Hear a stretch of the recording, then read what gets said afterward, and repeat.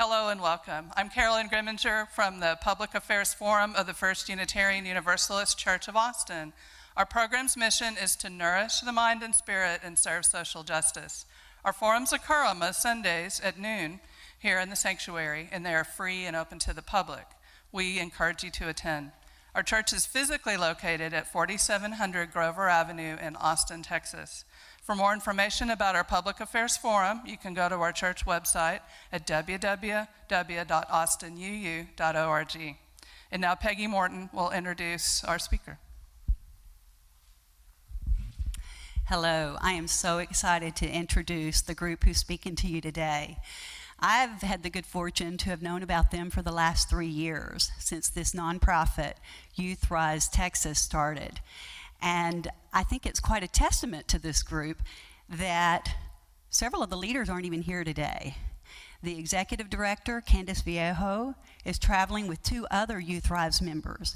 One, Destiny Harris, who has recently won or earned a Soros scholarship to further her education, and another young man, Jordi Balderas, who actually submitted testimony as part of the city's lawsuit against SB 4, the anti-immigrant bill that we're still working to keep stopped. But that doesn't matter that they're not here. They're traveling in New York, but we have lots of other great youth, and 3 of them have joined us today. One on the far end is Sylvia, who started at the very beginning 3 years ago. Soon after the first performances started happening, Giselle joined the group, and in the last year, Valeria has joined the group. And I'm gonna let them tell you more about what's going on, except first I'm gonna introduce the deputy director, which is part of the fact that Youth Rise is growing. So Kymberlie, please come on up and tell us about these wonderful people. Thank you so much, Peggy. Peggy in particular, but this congregation as well, has been a supporter of Youth Rise Texas even before Youth Rise actually existed as its own organization. And so we first just want to thank you so much for that support. It's actually, it's required so much energy and commitment from our grassroots community to get this project off the ground and turn it into the multi-program organization that it is today. So thank you, Peggy, and thank you to all of you who have supported this program. So Youth Rise Texas is a membership organization led by youth whose lives have been impacted by the incarceration, detention, or deportation of a caregiver. We provide leadership training, hands-on experience with community organizing, a lot of education about social movements, and many other things that we can share more about in the Q&A. What we're going to do this morning actually is do a snapshot of a performance that we actually performed here in this building over the summer. It's called The Change. It's written and performed entirely by Youth Rise members. It was created during our summer program, which is an intensive program for 6 weeks during the summer, where youth come for 4 days out of the week, and they spend a lot of time in the classroom with us, learning all about the history of mass incarceration in the United States, about the history of immigration policy in the United States, about youth movements, about global movements for justice, and the culmination of that program is the writing and performance of a stage piece every year. So what we're performing today originally included many other members. Today we only have 3 of the members, and so what you'll hear is their original writing, and if there are moments where it seems a little bit disjointed, it's because in the script there are other people who are supposed to be there, but we wanted to give you an opportunity to hear all of their words, and then we can help fill in some of the blanks if questions arise about what was that story about, or where did this, what was supposed to be happening during this part of the script. So without further ado, I'd like to turn it over to our young women here, and we'll have some Q&A afterwards. Thank you so much. At night, we sleep, we dream. We dream of things we want and need but cannot have. At night, we prepare for the day, and sometimes we have nightmares. The first person in our family to come to the U.S. from Mexico is my great-grandfather. My great-grandma and him had many kids and needed money, so he came to look for a job that could provide for them. After him came all his children, my aunts and uncles. They came for jobs or to look for a stable life. My uncle, Carmen, was killed by a police officer for pointing at him with a fake gun. I never got to meet him. My grandmother had all her kids in the U.S., where my grandfather had a bookstore, but eventually they went back to Mexico. My mother grew up in Mexico and came back to the U.S. when she was pregnant with me, her first child. For her, it was difficult coming to a country that she wasn't raised in, not knowing English and without a job. My story begins with them, growing up where the mountains meet the sky. It is where the bright hot sun caramelized their skin into the warmest browns. It is where they were rooted but longed to escape the confines of the same small village. It is where they learned the ideals that poor farmers wasn't for them. It is where they met and started their journey together. She was a beautiful girl whose waves cascaded down her back. Her warm chocolate eyes hid the mischievous tendencies to sneak out of her family's farm, with only the stars to guide her and the moon to light her path. With her small stature, people foolishly thought she was made out of glass, but they were wrong. She suffered abuse from long, thin branches her mother weaponized against her. She was locked in a room with the only noise being her hunger calling with growls, even with all the torment at the hands of her family. Her dimpled smile was always the life of the party. She wanted out. He was the boy whose lanky, thin body worked in the field since he dropped out at the age of 8 to aid his farming family. He is the boy with the drooping eyes that reflected the loneliness felt in the family of 12. His hands felt callous and rough from wrangling cattle. His skin was beautifully tanned, but his family could only seem to ridicule the boy. His loneliness was concealed by a rough, macho exterior, facing bulls and drinking to fit into society's mold of a man's man. Even with the wild antics and wonderful adventures, his charming smile was forced, and he lost himself in the process. He wanted out. They wished to escape the endless cycle of poverty that seemed to follow the farmers. They both headed north to the land of the free. They faced mountainous terrains with only dewdrops as their source of water, where they swam across turbulent waters that took many lives before them, only to find a force pulling them back to the desolate village. She came back with a baby boy with piercing hazel eyes, and he came back with nothing. They met in the small village they grew up in. Almost like a string of fate tethered them together. She fell in love with those sleepy eyes, and he fell in love with her playful smile. They decided to achieve their dream together. They wanted children who would have more love, money, and dreams than they did. They went north together. This time they stayed. This time they had a daughter, and this time they had me. She was made, she was born, and she was loved. Abused, she was threatened, assaulted, and hurt. She was sent away, confused. As I grew, I remembered moving places and schools and having trouble learning English. There wasn't much to celebrate anymore with no money and not much family to celebrate with. No more Dia de los Muertos or posadas in December. No birthday parties or family dinners. Here, we learned English and celebrated Halloween and Valentine's Day. We watched the news when we could and drove most places because here they weren't at walking distance. And we tried to believe in the American dream that so many people hope to find when they come. Even though I was born here and lived here most of my life in the U.S., I don't identify with all the customs I've learned of here. I feel more comfortable speaking in Spanish because I fear the moment in which I mispronounce a word or someone notices my accent. She was happy again. Her happiness was doubted. Her dad was taken. Her mind was controlled. Her beliefs were caged, and she was afraid. Her grades dropped. She felt insecure and unsure. She was insulted, embarrassed of the kind of world she was living in. She grew depression. She grew lonely. She fought battles she couldn't win.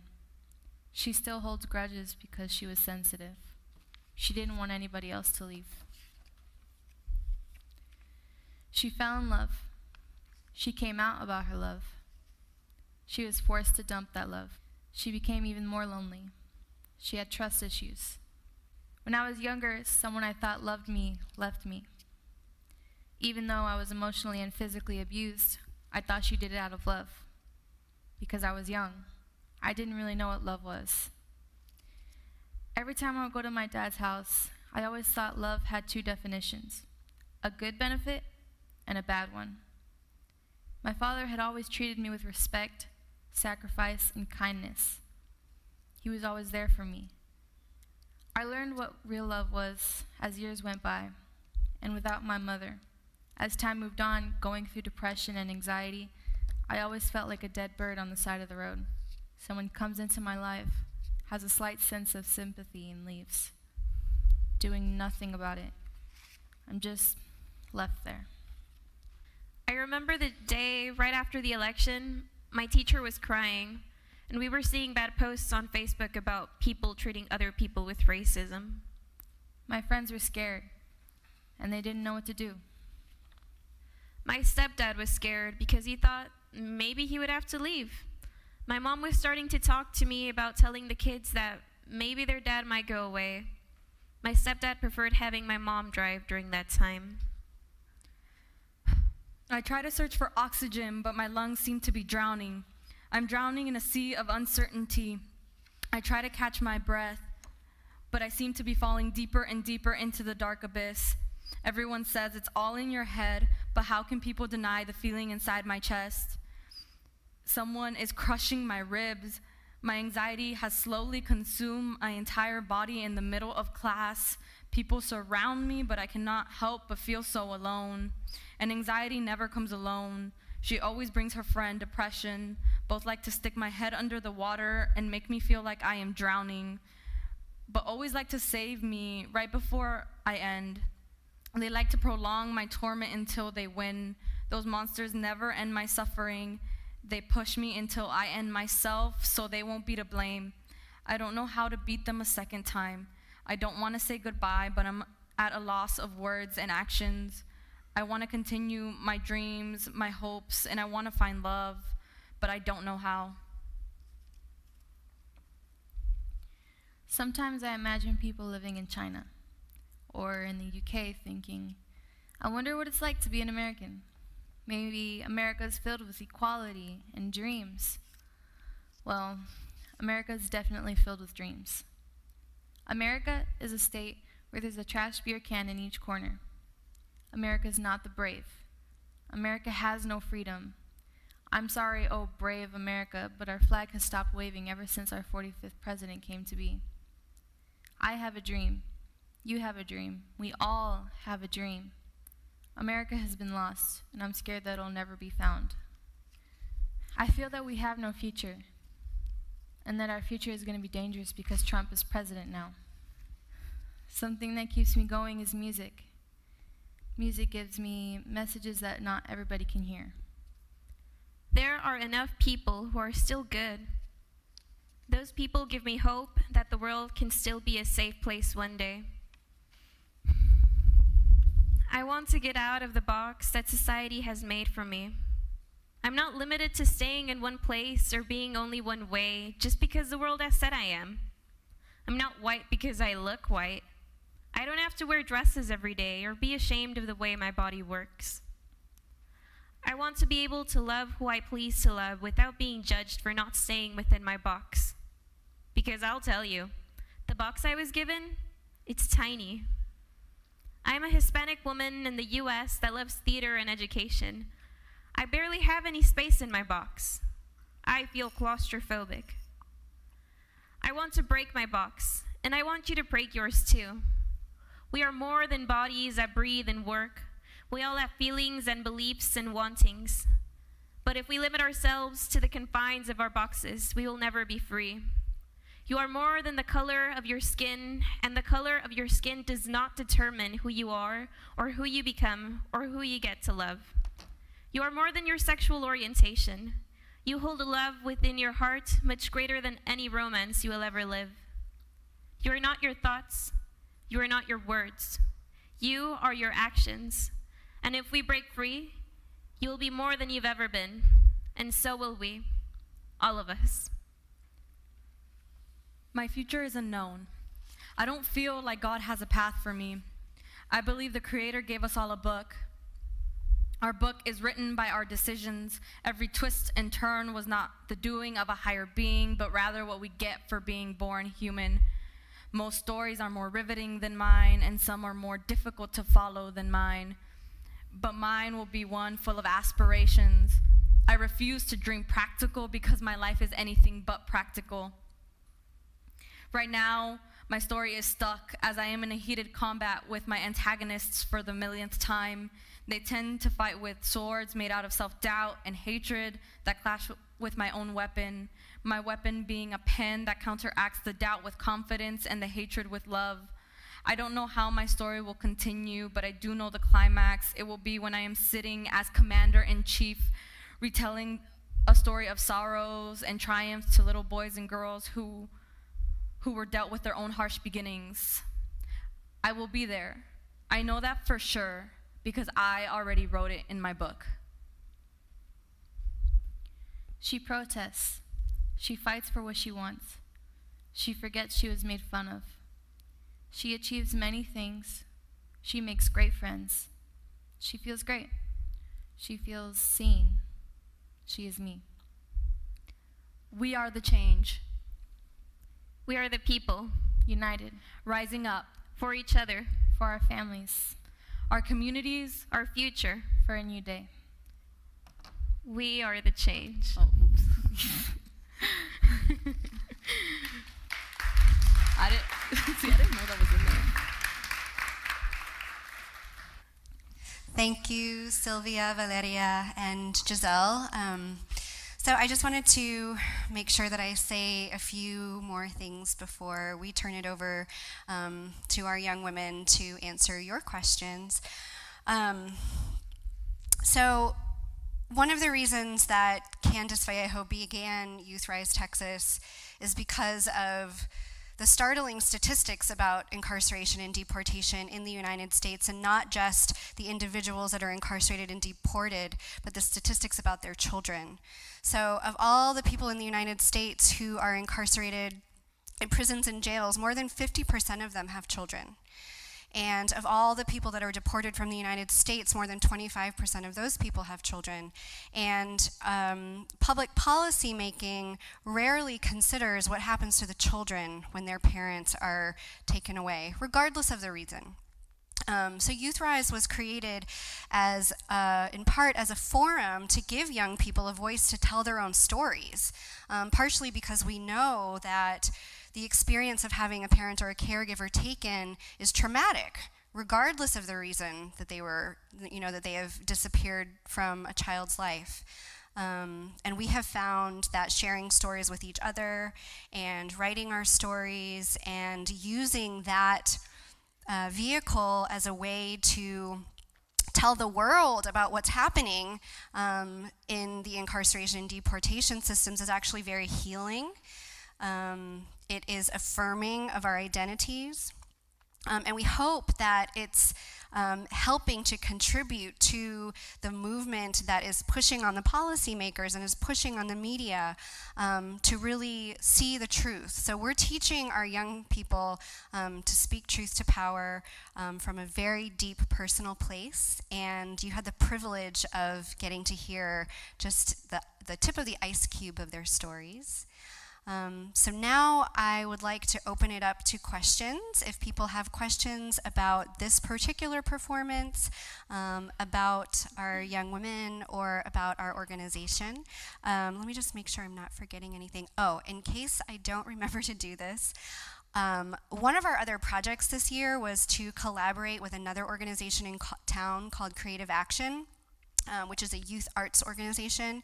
In collaboration with them, our youth participated in writing a screenplay, and much of that screenplay is actually based on Sylvia's poetry.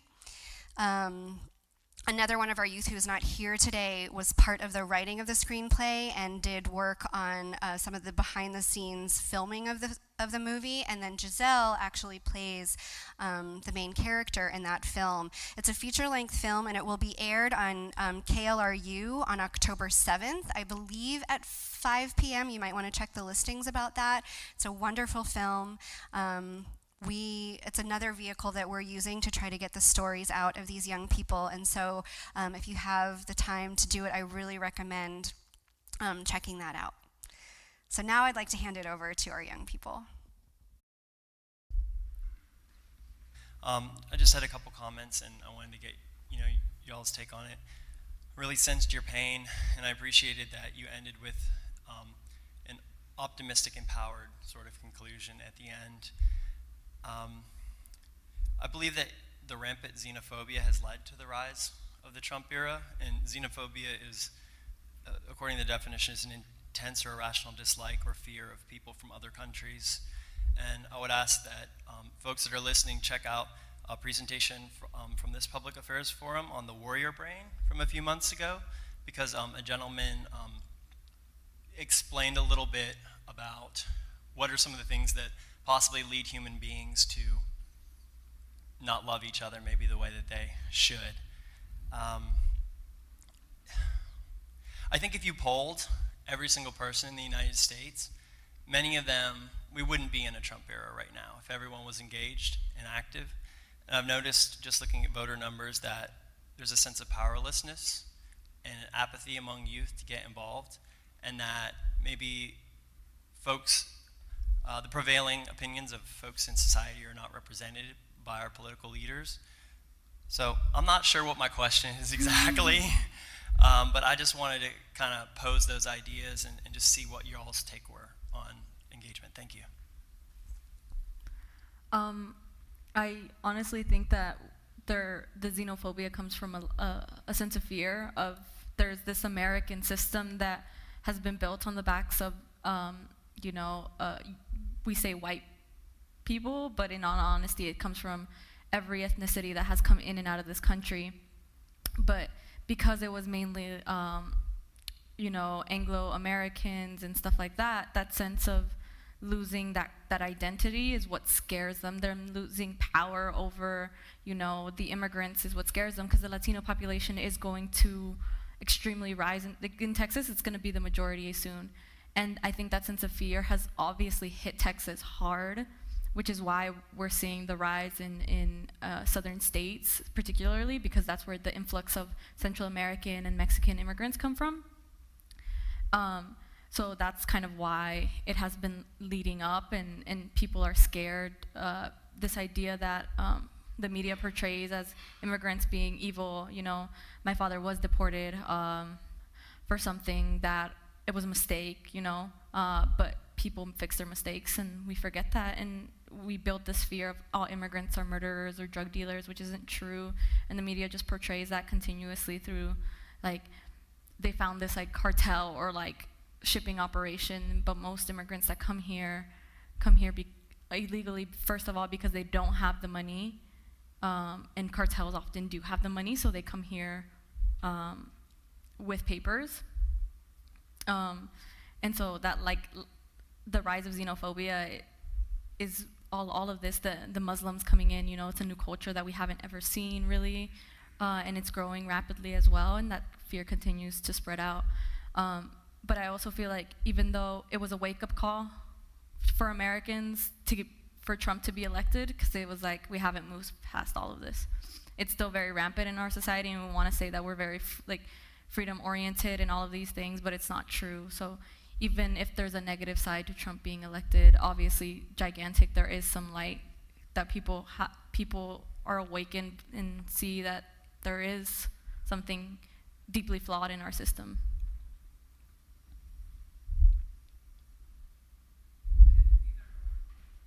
Did either one of you want to speak to that also? You said something about how do we engage the community. I think we engage the community in protests we go to or community events we have. It's all about finding out when and where they are and going to them. Would you consider never marrying or having children? Can I possibly reframe that slightly? What are your dreams for the future? And if you do think about having children, how do you, in light of what you know is true or what your true experience has been as a child in this country? I think my priority is not getting married. My priority right now is finishing high school and going to college. And so if something happens there, then great. And if not, that's great too. My dreams are a little more like out there. As the last poem states, I do want to be commander-in-chief, you know.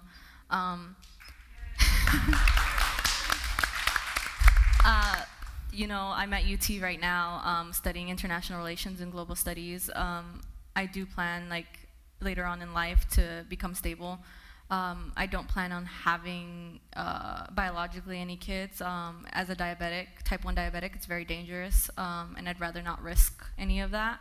But I do want to adopt children, and I especially want to adopt children in the poor areas of the nation. Even if I save that one kid, even if I can't save all of them, that's one thing that I'm doing. And my children will learn about their roots, you know. If I adopt one from, let's say, Mexico or Central America, I will go there and I will involve myself in that culture and bring them back so they don't lose that sense of identity that I am lucky enough to have because both of my parents are immigrants from Mexico.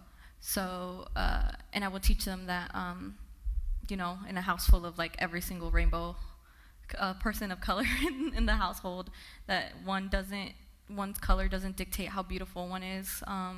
Oftentimes we see this idea of like models being portrayed, the lighter the better. So I would want them to know that like no matter what the color is in your house, like your brother and sister is just as beautiful as you. I think that mine is just more like focus on school, and like maybe like when I turn 30, that's when like everything will be about like love and kids. I think that I'd probably have like a biological kid and then adopt one like of the opposite sex. But if I were to have kids, I'd probably want them to grow up not right now, because the world is kind of like bad right now, so I don't want them to grow up in a world like this, but probably when the time is right. You've already indicated that your range of ages for a high school student and a college student. My question is that among that population, among people your age, do you see, and to what degree do you see, that xenophobia and hatred that is so often reflected in older people?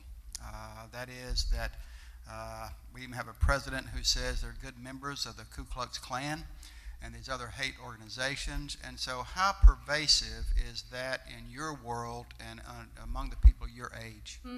Not in my school, but I do see it on social media. Lots of it. There's people, there's like the news about the Ku Klux Klan thing and people who are with them. But I wouldn't say like people around me exactly or like that. I will not lie, I see microaggressions all the time. We think they're not rampant in the younger generation, but it is very much more subtle. It is taking jabs at someone's dress of heritage dress, you know. They're not wearing like particularly like the best, not the best, but like what we assume American people should be wearing. Like we judge them. In UT, it seems to be very progressive, but people were so angry about the Confederate soldier statues coming down, and that people were riled up about that. High school students often say, "Oh, that's so gay," as an insult, and you know, for someone that like might be gay, that like that can like affect them coming out to that one friend that says that, you know, like it's very small, minute things, but can really damage someone. And if we like, it's small, but if we continue to let it go and go and go and not treat, like say, well, you know, maybe you shouldn't be saying these certain things, or maybe you shouldn't be thinking this certain thing, it will help in the long run. But I do think it's prevalent. It's just not as openly talked about, and they get little jabs in, and we let that slide until it snowballs into what happened in Charlottesville, you know, like if maybe someone had stopped that from someone saying one thing like these beautiful white women are better than, you know, some other like race, maybe if we had stopped it there and maybe educated them and a little bit more and more and more, it wouldn't have progressed maybe to some people that are there, you know, because some of them are young, a lot of them were young white men that were in college and like seniors in high school that maybe just didn't get, and their families like cared about them, but maybe they just didn't stop it right away. My question is, I want each of your individual experiences with the immigration problems we have over the years. Have you, for instance, a parent or a relative has been deported? In your case, a parent or a relative, and is there ongoing communication with that relative if they have been deported, and what are the chances of them being able to come back? Just curious, each of your experiences or situations with that. Thanks. I'm just going to say right now, none of my family has been deported, but I have had incarceration in my life, but my friends have been deported, so. My father was deported when I was about, I want to say about 13, 14. I'm 18 right now, so it's been 4 years. My parents are still together, which is something that really doesn't happen when a caregiver is deported. My mom was able to become a resident, so they have ongoing communication.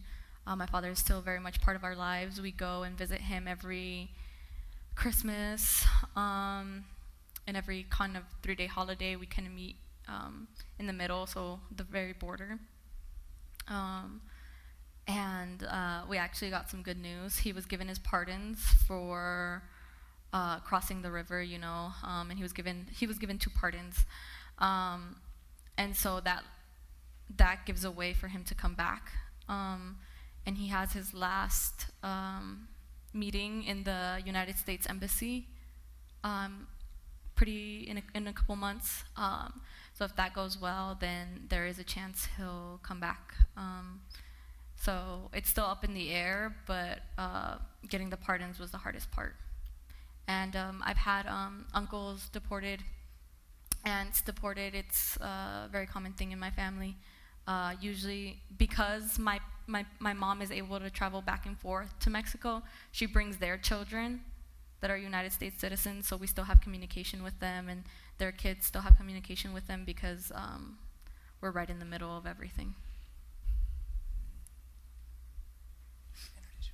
Hey, I'm Susie. I was wondering, what other groups are you working with besides Creative, the group that you're working with now that wrote the screenplay? Creative Action. Creative Action. Are you working with any other groups like Algo or any other of the groups to try to get votes out and to help support you in your demonstrations, and therefore you would support them in their demonstrations? Are there any other groups that you are working with to do that kind of work? Do we work with Jolt? Yeah, we had a couple, I think maybe 1 or 2 members going into a Jolt training program, and Jolt really tries to push for Hispanic, Latino like voters to get, because they're one of the lowest population turnout during voting. So they push, Jolt pushes, and so we had a couple people train.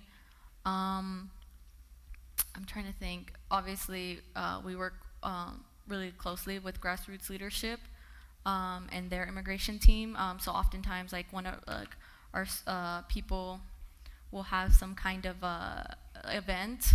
They will have some kind of event, and then they'll invite us to speak, vice versa. Grassroots Leadership is actually our fiscal sponsor, and so they have provided a lot of infrastructure for us, as well as a lot of avenues for our youth to get involved in their initiatives, both on the immigration team and their criminal justice team. Grassroots Leadership is kind of a hub for both areas of work in Austin. We've been quite involved with ICE out of Austin, which is a community-based coalition, and I know that many members of this congregation are also involved in that work as well. So we don't have formal partnerships necessarily with all of these groups, but we certainly work a lot with many of the other immigrant rights and criminal justice organizations. We also have a mentorship program where we pair our young people with mentors in the community, and a good percentage of those mentors their work in their their work lives are involved in some of these allied organizations with us, and so we get a lot of different types of support. And I'm trying to think if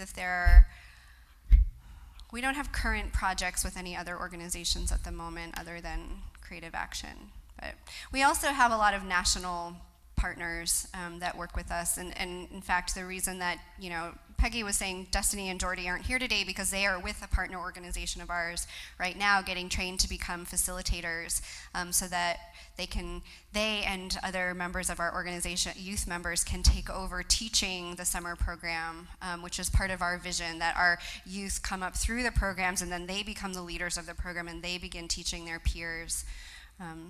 So does that answer your question? United We Dream? Yeah, are you working with United We Dream in any We don't have a formal relationship with United We Dream, but a lot of our United We Dream and that whole cadre of organizations, we're all supporters of one another, and so we will share their communication, they will share our communications and things like that, but we don't have living projects with them at the moment. If you don't mind, I'm going to add a few things. For one, if any group wants to partner with them and get involved, they can find them at their website. It's youthrisetexas.org. It's youthrisetx.org. Thank you. Confusing. And one group that's obviously part of Grassroots Leadership is Texas Advocates for Justice, and I know you've worked with them. And so my question, now I'll get to my question, is I'm aware, and I'd love for you to talk a little bit about maybe your personal involvement in a couple of things. One, it started at the city level, but the work with Fair Chance Hiring. I know that YouthRise testified before the commissioners. I don't know if any of you did, but I was just thinking you might talk about that experience. And then I know before the legislature this year, they continued that fight to try to protect cities who have passed things like banning the box with the Fair Chance Hiring. And then I know you also did some legislative work, some of your protesting and some of your good work at the Capitol trying to stop SB4. So, it's hard for adults sometimes to get out there and do this stuff. So I'd love to hear some of your experiences, what it was like, maybe the first time you testified or rallied and subsequent I think G really wants to talk about this one experience she had. Yeah, so I actually like to talk about both of them. Definitely the Capitol one. So I think it was me, Jordy, Briseida Aviles, and who else was it? Lucina. I think it was just us, and we went to the Capitol, and we protested in like the middle of the Capitol, like where like people like freak out and they're like, oh my God, I'm in the middle of the Capitol, let me take pictures. And so like we had like this giant pink banner that like basically when you hand someone in the office like a pink slip, it's like you're fired or something like that. So we got a giant pink banner and then we hung it over the railing, but then they're like, take it down, but we didn't. And I think Sylvia was the one who threw was it you who threw the banner over the railing? Oh no, I didn't do it. I wasn't there that day. Oh, who was it? Anyways, and then we went inside the chamber where all of the senators and the legislators, they all like come together and they make a vote, and they were making a vote on part of the SB4 bill. And so technically in the chamber you're not supposed to make any noise at all, like you're just supposed to like be silent and watch. You're also not supposed to throw things, you know? Yeah. So what we did was we got the giant pink banner and then we like threw it over the railing, and then we started singing like, which side are you on, boy? And so like this guy over here was like banging his gavel against the thing, and then like security guards came and like grabbed us and like threw us out of the chamber, and then we were like, whatever, we're gonna get back in anyways. So that was the Capitol. We got kicked out, but it was fun. What about your others? All right, the fair chance hiring part. So that one definitely took a toll on my family because my dad, he's been incarcerated many times before, and it's been a hard time for him like getting a job. Since they have the box that says like, do you have like a criminal past or something like that. And so fair chance hiring was trying to get rid of that box so that people could get a job more easily, because like if you're trying to get a job, then obviously you're trying to make different things by yourself. So I think that the fair chance hiring was definitely something that was impactful to Youth Rise with me, Destiny Harris, Destiny Williams. My mom is actually extremely involved. My mom is an activist way before I was. She was actually the one that started me. So actually I was involved with speaking to city council before that, before Youth Rise. And it was one particular time where I was talking about my story and about like, you know, the city budget and how it would go to the police officers that were like arresting people or like secure communities, which was deporting people with any kind of like violation, like traffic violation, anything like that. So I spoke in front of them before that. When that was happening, I've also, the previous Sheriff Hamilton, I called him out a couple of times in forums, and G and I also did some, it was me, G, Kymberlie, and Marissa, and so we had pieces of our poems, sections of our poems, and we went to each of our representatives, and we would hand deliver them to their staff members, kind of during the SB4 kind of thing. Obviously, with the people that were our supporters, we talked about the support, thanking them for the support, and for those who weren't, we kind of asked them questions and stuff like that. And we actually lobbied to get them to say no to SB4. Well, we educated them. Oh, I'm sorry, I'm tripping. Well, then this was a different time because me and Destiny also went to DC for lobbying. That was different. We actually lobbied mandatory minimums, taking away mandatory minimums, and we went to Ted Cruz's office and Senator Cornyn's office, and we tried to kind of push for them to pass this bill that would eliminate mandatory minimums. Obviously, that didn't go well. All right, so Youth Rise, we got together and we put up a kind of presentation kind of thing. It was a little theatrical. We had signs that said things, and we talked about how Texas used to sort of belong to Mexico, and now we're not even almost allowed here, and how that's crazy. But yeah, it was a protest. It was basically, I think it was mostly for students, and we either walked out or we just didn't attend to school that day. Oh, in 2017, Youth Rise has participated in 2 youth-focused actions. One was a citywide student walkout on January 20th, which was the day that President Trump was inaugurated, and the other one was on, I think it was September 1st. It was right before SB4 would have been implemented, and we had been waiting to find out whether or not there would be an injunction to stop that process. And so Youth Rise was part of the core leadership of really calling on young people to stand up and to exhibit their defiance of these laws that, you know, they are going to be directly affected by. So That's what Valeria is referring to. So I have a question. Clearly, your service work, your leadership in the community in this area has changed your lives and transformed your lives. Would you like to say how it's helped you to face the opposition?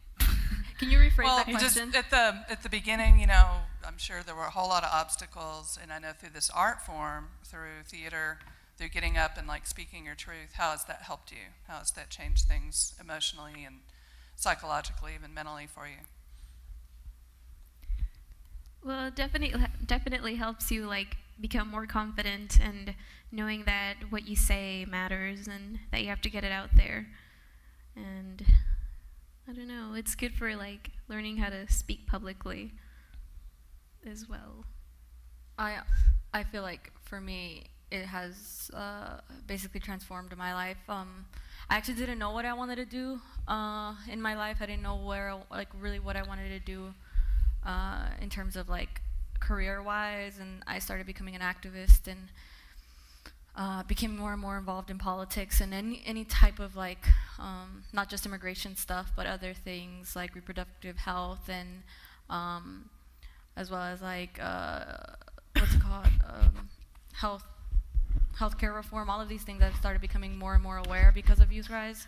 So I found my passion in trying to change legislation and creating a more just world, which I kind of always wanted to do. I was always trying to be helpful towards people, and I kind of found my calling. As well as in my poem, I suffer from extreme depression and anxiety, and I get panic attacks constantly. And I was actually very suicidal before my dad was deported, and he was actually deported a day after I left the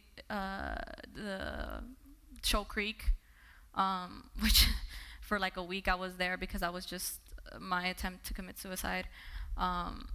And with Youth Rise and other organizations, I honestly feel it was a way of getting my anger and my frustration and everything that was given to me and handed to me. It was a way of releasing that energy, rather towards myself, towards the world, where I shouldn't be mad at myself, right? I should be mad at the world for creating the situation that my father was placed in, and my family.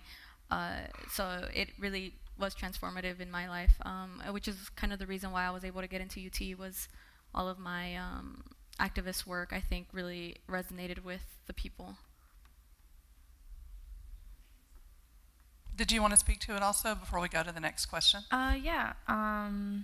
So I think that before I started Youth Rise, I didn't really know what to do with my future. I was I had so many things to say about the things that were going on. But then once I heard about Youth Rise and how people have the same issues as me, I was oh yeah, that's great. And then we started making poems, and I really like making poems, and so I was wow, this is really great. And then we started doing performances, and joining this group has let me travel to other states. I went to Baltimore for Free Minds, Free People, and it allowed me to show the movie and speak about the things that I think that are wrong. And I just think that I feel I've grown more confident in my work. Thank you. This is kind of a related question. That is that Youth Rise has helped you assert yourself and given you self-confidence. But what do your peers think of you? Do they recognize you as courageous, brave, young women leaders? Or do they think you're just a bunch of nuts that are out there raising hell? They better think we're courageous women. I think one time we were all in a meeting at our grassroots leadership office, and we were all on Telemundo, and I think I had 10 friends text me I see you on Telemundo and stuff like that, you're so strong and powerful, and I'm oh yeah, cool. But yeah. I've actually had a lot of backlash with being so assertive. I'm also 4'11", so most people don't take me seriously. you know, I've had people make fun of my situation of my father being deported at school. They made fun of my dreams, you know. They made fun of a lot of things that I planned for myself. They found me annoying for asserting my beliefs, SJW, you know, social justice warrior kind of things. Even though I was willing to hear them out, they weren't willing to hear me out. And so I actually did get a lot of backlash for being so assertive. But I also get a lot of praise for doing that, particularly from my mother, who is like my idol. She's the activist I strive to be. So that keeps pushing me forward, you know. And there's always going to be people that don't like the assertiveness of anyone, you know. They don't like being told what is wrong. So I think it's something that we're all going to face eventually, as women, but also as like young leaders.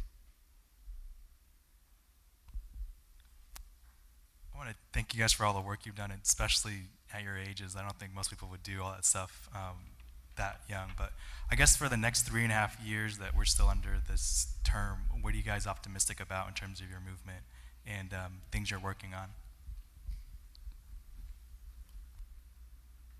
Why are you looking at me? I'm not sure. I don't know, I'm just trying to see who's going to go first.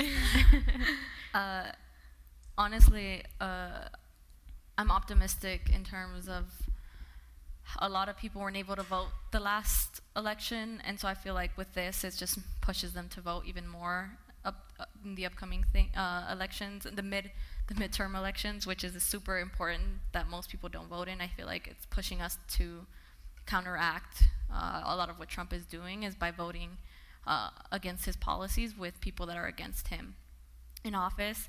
That's kind of what that's what's keeping me going is midterm elections. But I also see optimism in terms of people are getting more and more tired, you know, of everything that's going on, and they're more willing to fight. You know, people during Charlottesville, those protesters those counter protesters that were just like, no, you're not going to do this. That was beautiful. Even though someone died, it was beautiful to see how people are willing to go out now, and more people are willing to like flood the streets and protest. Like in Austin, there was a gigantic protest when he was inaugurated. You know, that's what's keeping me going is this amount of people that are willing to do whatever it takes to make sure that whatever bill he passes, that it will be met with fight.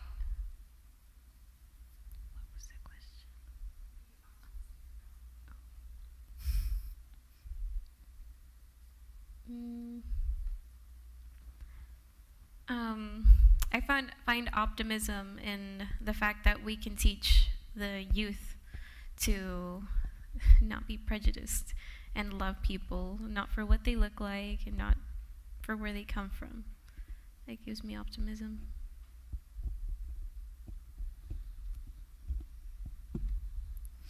I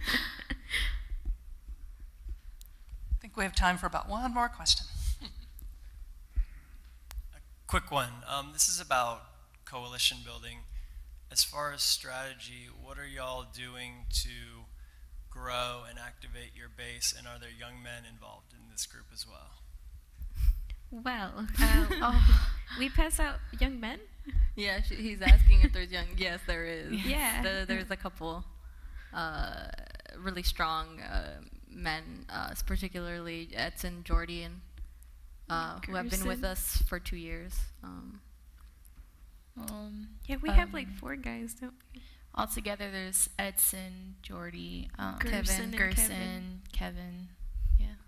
So what are you doing to grow your coalition? Well, we don't recruit like strictly women, so it's like Yeah, we're not sexist. No, he's asking. How do we get everyone your age involved with what you all are doing to follow your example?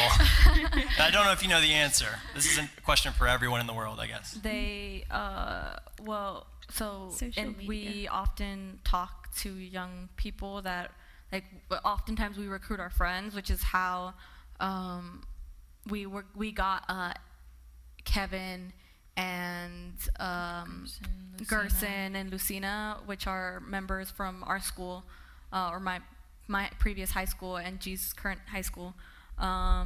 We also just kind of like post it on social media is a lot of the times how we get it. We also pass out flyers at our yeah. protests. Yeah, so we kind of just go out to whatever platform we have and we just kind of announce it, and we kind of push our friends that we know are going through the same thing to get them involved, and stuff like that. I can help answer that question a little bit too. So it's important to understand that although we partner with a lot of like what would be considered more traditional advocacy organizations in Austin, we don't always operate in the same way. And so our like base building operation doesn't look quite the same. As an organization, we've strategically decided for the moment that our focus is to invest, like make really big investments in smaller cohorts of young people, because that's what we have the capacity to do right now. And we know that when we make an investment in Sylvia, who's now been with us for 3 years and she's now at UT, she's going to have a much bigger impact because she's so trained and has spent so much time with the organization that she doesn't need us to be holding her hand when she goes out and organizes with other people. So our focus actually isn't necessarily base building, but building partnerships is certainly important to us. And I want to make sure that everybody knows that we have a general organizing meeting on Wednesday nights from 6 p.m. to 8 p.m. at our current headquarters, which is at Grassroots Leadership, 2301 East Cesar Chavez in 78702. If there are young people in your life who are high school age and they've had a parent or a caregiver deported or incarcerated, or even, you know, it doesn't have to be an active situation that's happening right now. Many of our youth have lots of different types of stories. The community that we are trying to reach are the youth who are at those intersections of the justice system, the immigration system, but also, you know, a lot of our work is really focused on disrupting racial and economic inequity. And so, you know, we're an open membership organization. They don't have to apply to come to a Wednesday night meeting. And, you know, as you start coming to those meetings, then they have opportunities to apply for things like our summer program, which is an application process, and we limit how many youth we're able to accept to that program, and to our mentorship program, which is also an application program. In the future, hopefully in the next month or two, we are also working on building a drop-in night that will be less about business and organizing and more about building supportive relationships with each other. We're looking at building some peer support circles and other self-care and like trauma-informed healing practices. So we haven't scheduled that yet, but those would be also open to any youth that is interested and feels driven by our mission. Thank you so much. Let's give them a round of applause, please. What did